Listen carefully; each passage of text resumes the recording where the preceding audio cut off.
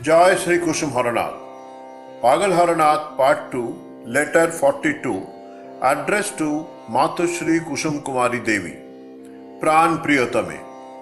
Today I am delighted beyond measure. Today, in this alien land, I could forget everything, though momentarily. I was concerned for a few days. I feared that Shyam's company moved this wretched fellow out of your mind. But today I realized that even after getting Shyam, you did not forget me. Rather, you became excited. Perhaps you lamented that you could not see Shyam along with me. What can you do, Pranadhike? With the result of my deeds weighing against me, how can I have good luck like yours? You have legs and eyes to go and see. I am devoid of both. Pranadhike, so I say, tell your Shyam that there is a blind and lame man. Should not be unkind to him. My deeds should stop him from approaching me, but he cannot overrule your plea. That is why I came under your shelter long back. Today I seek again. See, don't forget to mention to him. Who can measure your joy today? You are dressing your kala the way you feel like, making him cry or laugh according to your own whims, whispering heart to each other, sometimes both weeping together and sometimes laughing. I could not witness your joy. I have no power to witness his mirth, nor could I show that to you too. However, I am not disappointed, as I know you are mine. I do hope to see him surely one day.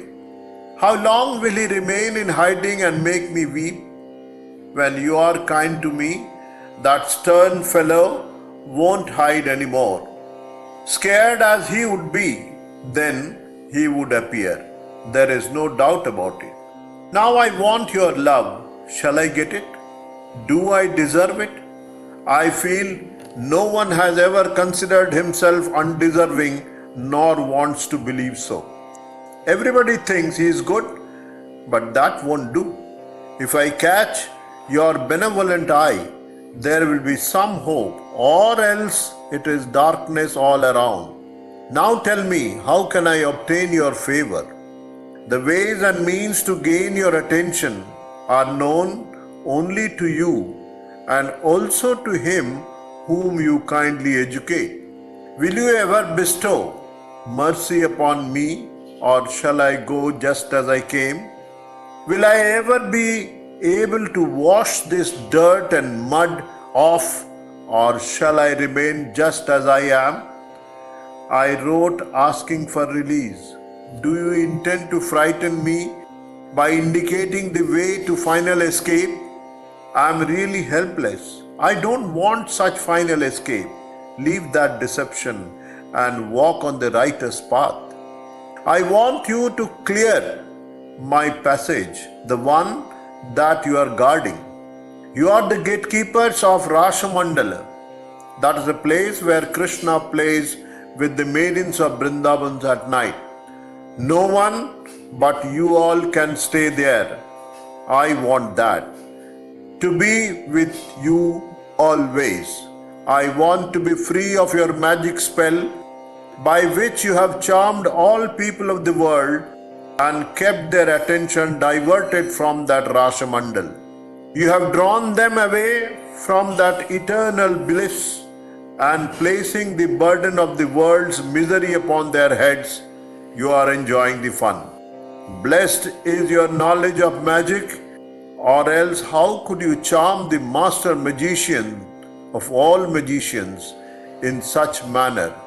How did you manage to bring that treasure of Golok down to this mortal world?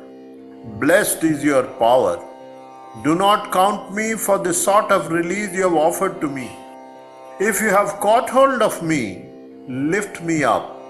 I am myself scared of falling any time. Why do you on the top of it frighten me more? Do not leave me, leave the passage for me, and do not cast your magical net over me anymore. When once I have looked up, show me your true self and explain, and let me also see, understand, and be gratified. You couldn't have been carefree living at such a great distance. This, if I had not said, I would die due to the load you placed on me. That is the fun. For a piece of oil cake, the bullock works hard at the oil mill for the whole day. Because you tempt, I carry the yoke. See the fun? If a small stone attached to the end of a string has to be swirled, then why should I make rounds? I shall stand still, only the stone will make circles all around. Similarly, Pranadhike, you never step out, and why should you? That's the magic. Sitting at one place, you are enjoying casting the spell. You are making us go round and round, but you are holding the string, and whenever you feel like drawing us close, we too cover and immediately mark our presence. I want to be detached from that string. Running round and round, I am quite tired. Release me once, so that I may be steady and see your real self. Release just once, and then if you wish, I will work for you forever. Work without wages, but first let me see once. Let me once see my employer, and then I will do as much work as you ask, won't say no. I won't grieve because of work. Shall always work with a smiling face, but dispel the darkness. Indeed, you are Abola, devoid of speech. Do you want to know why? This is just a deception of yours. Unless you are devoid of speech, how can you remain unmoved with so much wailing around? Look, the dumb as a matter of course are deaf, because you do not hear the deafening din. The Shastras call you Abola or dumb. Look at your guile. If you did not feign to be devoid of speech, you would have run the risk of being called cruel. Then everyone would have said, even hearing such dire misery, you have no compassion. Only to avoid such a charge, you pretend to be Abola. Though you say you are Abola, but on the other hand, you are really the root of the sound. Are not you Saraswati? Who else is, if you are not? To escape the charge of being cruel, even after having the capacity to hear and speak, you remain confined indoors. Your ways are inscrutable. I want you to cast off your guise, but you immediately pretend to be Abola. One more word. If we are not fools, are you? After so much of discussion, you still say you are ignorant and we are learned. The one whom you deceive, saying, you tickle my itch, I shall eat your mudi, that is parched rice. You do not agree to call him a fool. This again is your deception. Do you want to know those who spend their time without food or rest in slandering others?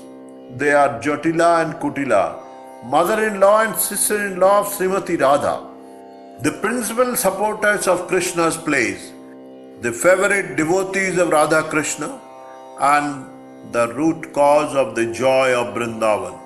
You are the rice, we the husk. You cast us off in fire where we burn, and you enjoy the fun. Now say, how wonderful your magic is. Will you still say that we are the learned? Anyway, a lot remains to be said. What to do? It's his entire plan. For one, it is an invalid move, and for the other, it is checkmate. Say tomorrow has caught the thief but not the theft. Great. When once caught, the theft would also be known. But if the thief says everything is twisted, nothing is straight, never happened so, then offer my pranam to my mother. Look, if you are fond of mangoes, take care of the tree.